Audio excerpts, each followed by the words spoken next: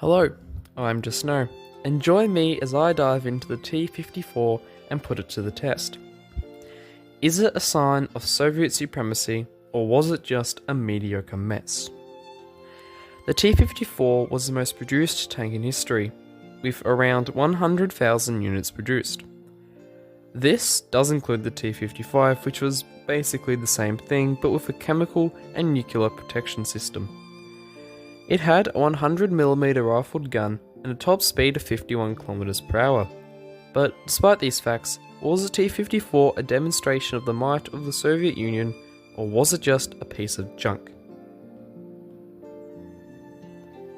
The tank was designed in 1945 as a prototype with a 100mm gun to replace the T-34 and T-44 of World War II. The design was introduced to the Soviet military in the 1950s and was soon upgraded with air filters for chemical and nuclear protection, which became the T-55. The T-54 had many upgrades done to it to keep it up with new technology and to grind out some issues. Some of the things that were added were fume extractors, night vision for the driver, a better engine and other small things like that. The reason it is being constantly upgraded even to this day is simply because of its cost effectiveness and reliability. The tank was also used in many famous conflicts. It was used in the Middle East during the Six-Day War, the Jordanian Civil War, and the famous Yom Kippur War. It was used in Vietnam and Angola, and even sees action to this day in Ukraine despite its age. But the T-54 had some drawbacks, one of which was the fact that it used heat rounds for the first stages of its life, and heat is a very poor anti-tank round. It had a very simple fire control system, making it very inaccurate over long distances. It also did not have a horizontal and vertical stabilizer, making it very inaccurate on the move.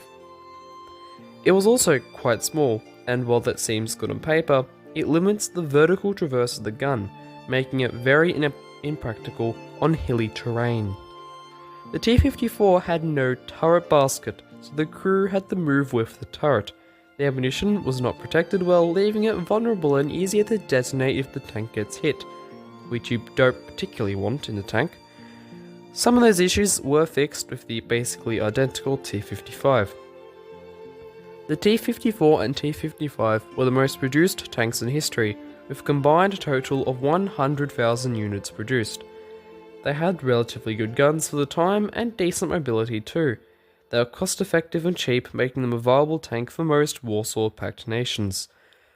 But it was also flawed with many issues, and by the 1960s and 70s, it was also very outdated and struggling to keep up with NATO tanks and other Soviet designs. However, the T-54 and T-55 influenced many tanks that came after it and continue to see service to this day in Ukraine. Now, share your opinion on this tank in the comment section below, and please leave a like as it really helps me out. Anyway, goodbye.